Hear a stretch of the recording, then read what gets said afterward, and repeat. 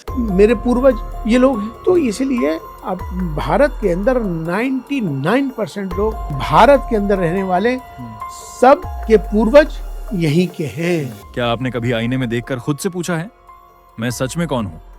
आप सोचेंगे ये तो आसान सवाल है, पर यकीन मानिए यही वो सवाल है जिसे सुनते ही दिमाग हिल जाता है, क्योंकि इसका जवाब आपके पास है ही नहीं।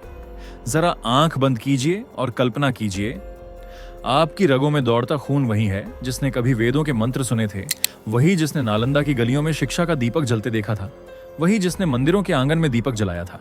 लेकिन आज वही खून स्टारबक्स के कप में कैद हो चुका है। यही है वो सच्चाई जिससे हम सबसे ज्यादा डरते हैं। अब सोचिए, अगर आपको पता चले कि इस देश के 95% लोगों का डीएनए एक जैसा है, चाहे वो हिंदू हों, मुस्लिम हों या ईसाई, तो क्या आप यकीन करेंगे या हंसकर टाल देंगे? पर विज्ञान ये साबित कर चुका है, और यहीं से शुरू होती है असली कहानी। वो कहानी जिसे सुनकर आपके सारे हम अलग हैं वाले ख्याल चकनाचूर हो जाएंगे। आपको हमेशा बताया गया कि भारत गुलाम था, पिछड़ा था, विदेशी ताकतों ने हमें सभ्यता सिखाई। लेकिन सच्चाई कुछ और है, इतनी चौंकाने वाली कि आपका पूरा नजरिया बदल जाएगा। तो सवाल है, क्या आप तैयार हैं उस आईने में झांकने के लिए, जहां आपको अपना असली चेहरा दिखेगा? क्योंकि एक बार आपने उसे देख लिया तो वापस लौटना नामुमकिन है। चलिए दोस्तों, अब आपकी बारी है। फटाफट नीचे कमेंट करके बताइए कि आप इस वीडियो को भारत के किस कोने से देख रहे हैं। हमें भी जानना है कि हमारी आवाज आज देश के किन किन घरों तक पहुंची है। और हाँ, एक और राज बता दूं, ये वीडियो YouTube पर पहली बार अपलोड हो रही है। मतलब आप उन पहले दर्शकों में से हैं जो इस छुपे हुए सच को सबसे पहले सुन रहे हैं। कल को जब लोग यही बातें हर जगह शेयर करेंगे तो आप कह पाएंगे, हाँ, मैंने इसे सबसे पहले देखा था। तो देर मत कीजिए, अभी कमेंट करके अपनी लोकेशन लिखिए, चैनल को सब्सक्राइब कीजिए और बेल आइकन दबाइए, ताकि ऐसी नॉलेज वाली वीडियो आपको हमेशा सबसे पहले मिले। क्या आपने कभी अपने आप से यह सवाल पूछा है कि आप असली भारतीय हैं या नहीं? मैं धर्म की बात नहीं कर रहा, जाति या भाषा की भी नहीं। मैं बात कर रहा हूं पहचान की, उस पहचान की जो न किसी आधार कार्ड में मिलती है, न किसी किताब में, बल्कि उस पहचान की जो आपकी रगों में बहती है, आपकी यादों में छिपी होती है। लेकिन अफसोस, आपने कभी उसे जानने की कोशिश ही नहीं की। हम कौन हैं? यह सवाल इतना सीधा है, फिर भी इतना भारी कि ज्यादातर लोग इससे बचते हैं। क्योंकि अगर इस सवाल का सच्चा जवाब सामने आ गया तो शायद बहुत से भ्रम टूट जाएंगे, बहुत सी झूठी धारणाएं गिर जाएंगी, शायद आप खुद को पहचान भी ना पाएं। क्या आपके पूर्वज वही थे जो मंदिरों में दिया जलाते थे? क्या कभी आपके घर में भी संस्कृत के मंत्र गूंजते थे? क्या सच में आप उसी परंपरा से हैं जिसे अब आप खुद नहीं समझते? आप सोच रहे होंगे कि इन सब का आज से क्या लेना देना। लेना देना बहुत गहरा है, क्योंकि जिस दिन आपने अपनी असली पहचान को खो दिया, उसी दिन से आपकी जड़ें कटनी शुरू हो गईं। और जब पेड़ की जड़ें कटती हैं तो वो धीरे धीरे सूख जाता है। आज भी आप बाहर से हरे भरे लग सकते हैं, लेकिन भीतर से सूख चुके हैं। और इसका कारण एक ही है, हम भूल चुके हैं कि हम कौन हैं। लेकिन रुको, जो आप अब जानने वाले हैं वो सिर्फ जानकारी नहीं होगी, वो होगा आईना। ऐसा आईना जो आपको वो चेहरा दिखाएगा जिसे आपने बहुत पहले खो दिया था। क्या आपको कभी यह महसूस हुआ है कि जो इतिहास हमने स्कूलों में पढ़ा वो अधूरा था, या शायद जानबूझकर अधूरा रखा गया? हमसे कहा गया आर्य बाहर से आए थे, हमसे कहा गया भारत हमेशा एक गुलाम देश रहा, हमसे बताया गया कि अंग्रेजों ने हमें सभ्यता सिखाई और मुगलों ने हमें संस्कृति दी। पर क्यों हमें यह नहीं बताया गया कि जब बाकी दुनिया गुफाओं में रहती थी तब भारत में नगर बसते थे? क्यों हमें नहीं बताया गया कि जब यूरोप में अंधकार युग था तब यहाँ नालंदा, तक्षशिला और वेदों का ज्ञान चरम पर था? हमारी असली पहचान को, हमारे गौरव को इतिहास की किताबों से मिटा दिया गया। उसे पुराना बर्द, बोझी बर्बर, पिछड़ा और रूढ़िवादी कहकर बदनाम किया गया, और उसकी जगह पर एक नकली मॉडर्न सोच बैठा दी गई जो बाहर से आई थी, लेकिन हमें सिखाया गया कि वही हमारी तरक्की है। सोचिए, इतिहास लिखने का अधिकार उन्हीं के पास था जिन्होंने हमें गुलाम बनाया। उन्होंने वो लिखा जो उन्हें ताकत देता था, और छुपाया वो जो हमें ताकत देता था। क्यों हमें यह नहीं पढ़ाया गया कि भारत में शून्य का आविष्कार हुआ? क्यों हमें यह नहीं बताया गया कि सर्जरी, एस्ट्रोनॉमी और गणित में हम सबसे आगे थे? क्यों हमें हमारी ही संस्कृति से शर्मिंदा किया गया? क्योंकि जब आप अपनी जड़ों पर गर्व नहीं करते तो आपको कोई भी कहीं भी उखाड़ सकता है। आपको यह यकीन दिला दिया गया कि जो विदेशी है वही बेहतर है, उनकी भाषा, उनकी सोच, उनका पहनावा, उनका रहन सहन, और हमारी अपनी परंपराएं बस एक बोझ जिसे पीछे छोड़ देना चाहिए। ये सिर्फ इतिहास नहीं बदला गया, यह एक पूरी पीढ़ी की सोच को रीसेट किया गया।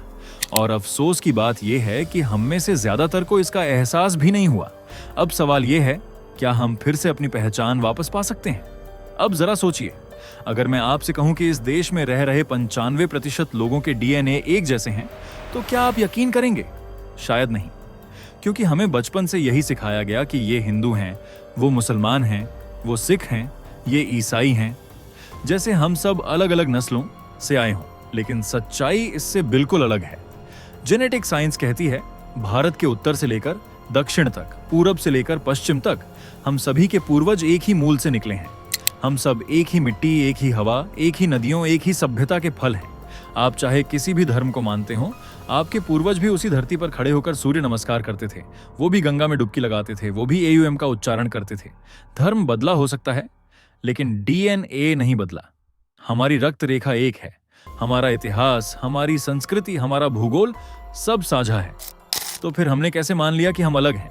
कैसे इतनी आसानी से भूल गए कि हम सब एक ही वंश की शाखाएं हैं? ये कोई भावना नहीं है, ये विज्ञान है। और यही विज्ञान हमें बताता है कि हम सब भाई हैं, सिर्फ धर्म के लिबास अलग हैं। तो अगली बार जब आप किसी को उसके धर्म के आधार पर अलग माने, तो एक पल रुकिए और सोचिए, क्या उसका DNA आपके DNA से अलग है, या सिर्फ आपकी सोच अलग बना दी गई है? अब वक्त है उस सोच को बदलने का, क्योंकि पहचान से पहले रिश्ता होता है, और हमारा रिश्ता रगों में बहते उसी खून से है जो इस धरती की मिट्टी में जन्मा।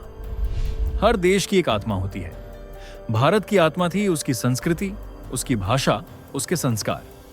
लेकिन एक वक्त ऐसा आया जब इस आत्मा को धीरे धीरे मारा गया, पर चुपचाप। पहले हमला हुआ तलवारों से नहीं, सोच पर। 7वीं सदी में अरबों के आक्रमण शुरू हुए, और फिर एक एक करके हमारी सीमाएं नहीं, हमारी पहचान पर कब्जा होने लगा। पहले हमारी भाषा छीनी गई। संस्कृत, जो विश्व की सबसे वैज्ञानिक भाषा मानी जाती थी, धीरे धीरे उसे पुरानी और अप्रासंगिक कहा जाने लगा। उसकी जगह आई फारसी, अरबी और फिर अंग्रेजी। फिर हमारा पहनावा छीना गया। जहां पहले महिलाएं साड़ियों में और पुरुष धोती कुर्ते में भारतीय गौरव की छवि होते थे, अब उन्हें विदेशी पोशाक में सभ्य बनने का पाठ पढ़ाया गया। फिर हमारा खान पान बदला गया। सात्विक भोजन, ऋतुओं के अनुसार खान पान, आई सबको बोरिंग, पुराना कहा गया, और तेज मसाले, मांस, शराब को आधुनिकता का प्रतीक बना दिया गया। फिर हमारी पूजा पद्धति पर हमला हुआ। जहां हम शिवलिंग में जल चढ़ाते थे, मंत्रों में ऊर्जा पाते थे, अब कहा गया कि यह सब अंधविश्वास है, और इसकी जगह नई नई विचारधाराओं को थोप दिया गया। फिर हमारी शिक्षा छीनी गई। गुरुकुल की जगह अंग्रेजी स्कूल आ गए। जहां पहले जीवन जीने की कला सिखाई जाती थी, अब सिर्फ नौकरी पाने की दौड़ सिखाई गई, और अंत में छीना गया हमारा आत्मगौरव। हमें यकीन दिलाया गया कि हमारी अपनी संस्कृति पिछड़ी है और बाहर की हर चीज बेहतर है। यह कोई एक दिन में नहीं हुआ, यह बदलाव धीरे धीरे पर बड़ी चतुराई से हुआ। इतना कि हमें लगा ही नहीं कि हम बदलते जा रहे हैं और हमारी पहचान मिटती जा रही है। अब सवाल ये नहीं कि किसने बदला, सवाल ये है कि क्या हम अब भी चुप रहेंगे। अब सवाल उठता है, क्या ये सब बस अपने आप हुआ, या इसके पीछे कोई रणनीति थी? दरअसल जब कोई सभ्यता को हथियारों से नहीं तोड़ा जा सकता, तो उसे भीतर से तोड़ो, उसकी सोच बदलो, उसकी पहचान रीप्रोग्राम करो। ठीक यही किया गया भारत के साथ। 1835 में थॉमस मैकॉले ने जो शिक्षा नीति बनाई, उसका एक ही मकसद था, एक ऐसा वर्ग खड़ा करना जो रंग से तो भारतीय हो, लेकिन सोच, विचार और आत्मा से अंग्रेज।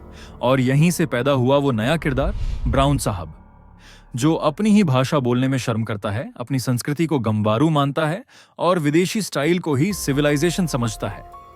हमें पढ़ाया गया कि दुनिया की शुरुआत ग्रीक और रोमन से हुई, जबकि हमारे वेद उनसे हजारों साल पहले लिखे जा चुके थे। हमें हमारे ही देवी देवताओं से डराया गया और बाहर की व्यवस्थाओं को लॉजिकल कहा गया। ये एक मानसिक युद्ध था और हम उसमें हारते चले गए। धर्मांतरण भी इसी मनोवैज्ञानिक हथियार का हिस्सा था। गरीबी, जात पात और असमानता को साधन बनाकर लोगों को यकीन दिलाया गया कि अगर वो अपना धर्म बदलेंगे तो उन्हें समानता मिलेगी, इज्जत मिलेगी और स्वर्ग मिलेगा। पर क्या मिला? एक ऐसी पहचान जो असली नहीं थी, एक ऐसा धर्म जिसे उन्होंने पूरी तरह समझा ही नहीं, और पीछे छूट गया वो इतिहास, वो गौरव जो पीढ़ियों से उनका अपना था। हमें जो सबसे बड़ा नुकसान हुआ वो ये था, हमने सोचना छोड़ दिया, हमने सवाल करना छोड़ दिया, हमने खुद को दूसरों के चश्मे से देखना शुरू कर दिया और यही इस रणनीति की सबसे बड़ी जीत थी। अब समय है उस चश्मे को उतारने का, दुनिया को नहीं, खुद को फिर से देखने का। जरा अपनी आंखें बंद कीजिए, कल्पना कीजिए एक गांव का दृश्य। सूरज की पहली किरण के साथ आपके दादा गंगाजल से आचमन करते हैं, घर के आंगन में तुलसी पर जल चढ़ाते हैं और बच्चों को सुबह सुबह AUM भूर्भुव, यही तो थे हमारे संस्कार।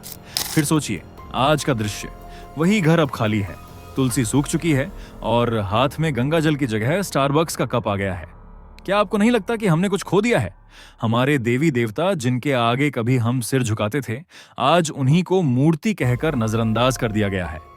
जहां पहले हर घर में दीपक जलता था, अब LED की रोशनी है, पर आत्मा अंधेरे में है।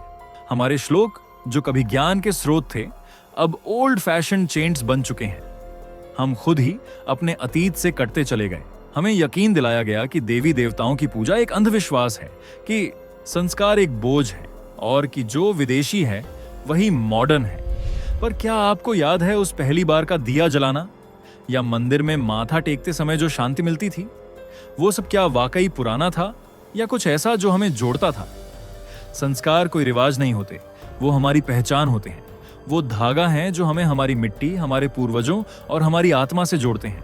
अगर वो टूट गया तो फिर हम क्या बचेंगे?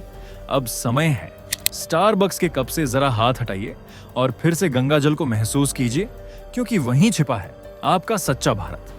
अब जरा एक पल के लिए सोचिए, अगर यही चलता रहा, अगर हम अब भी नहीं जागे, अगर हम चुपचाप सब कुछ देखते रहे, तो क्या बचेगा? क्या आप उस दिन के लिए तैयार हैं जब आपके ही बच्चे आपसे पूछें, पापा क्या कभी भारत में मंदिर ज्यादा थे? क्या कभी लोग संस्कृत बोलते थे? क्या कभी लोग त्योहारों पर दिया जलाते थे? और आप सिर्फ चुप रह जाएंगे, क्योंकि उस वक्त तक वो सब सिर्फ किताबों में बचा होगा, सिर्फ YouTube वीडियोस में, सिर्फ इंटरनेट के किसी कोने में। अगर यही पैटर्न चलता रहा तो आने वाले वर्षों में हो सकता है कि आपके ही शहर में आपको अपनी संस्कृति छुपानी पड़े, अपने देवी देवताओं की मूर्तियां पर्दे के पीछे रखनी पड़े, अपने बच्चों को अपनी भाषा सिखाने में डर लगे। क्यों? क्योंकि आपने वक्त रहते कुछ नहीं किया। संस्कृति कोई लकड़ी का खंभा नहीं है जो खुद खड़ा रहेगा। संस्कृति को जिंदा रखने के लिए उसे हर दिन जिया जाना पड़ता है, हर दिन सहेजा जाता है। आज जो भाषा आप नहीं बोल रहे, कल वो भाषा मर जाएगी। आज जो त्योहार आप बस फॉर्मेलिटी में मना रहे हैं, कल वो अनोखा कॉन्सेप्ट बन जाएगा। और फिर जब सब कुछ खो जाएगा, तब पछताने का कोई मतलब नहीं होगा। अब नहीं जगे तो फिर कभी नहीं जाग पाएंगे। अब बात इतिहास की नहीं है, अब बात भविष्य की है। क्या आप चाहते हैं कि आपकी अगली पीढ़ी पूछे, हमने कब अपनी पहचान खो दी? या आप चाहते हैं कि वो गर्व से कहें, हमारे माता पिता ने हमें हमारी संस्कृति सिखाई थी? फैसला आपका है, अब और चुप नहीं बैठा जा सकता। अब वक्त आ गया है कि हम सिर्फ इतिहास की कहानियां सुनने वाले नहीं, बल्कि नया इतिहास रचने वाले बने। हमारी पहचान हमसे छीनी नहीं गई थी, हमने ही धीरे धीरे उसे छोड़ दिया था। पर अब हम दोबारा उठेंगे, अपनी जड़ों को फिर से जानेंगे, अपने देवी देवताओं को फिर से प्रणाम करेंगे, अपनी भाषा, अपने संस्कार, अपने पर्व, सबको फिर से अपनाएंगे। क्योंकि जब आप जानते हैं कि आप कौन हैं, तभी दुनिया भी आपको जानती है। अब वक्त है कि हम अपने बच्चों को वही कहानियां सुनाएं जो हमारे दादाओं ने हमें सुनाई थीं।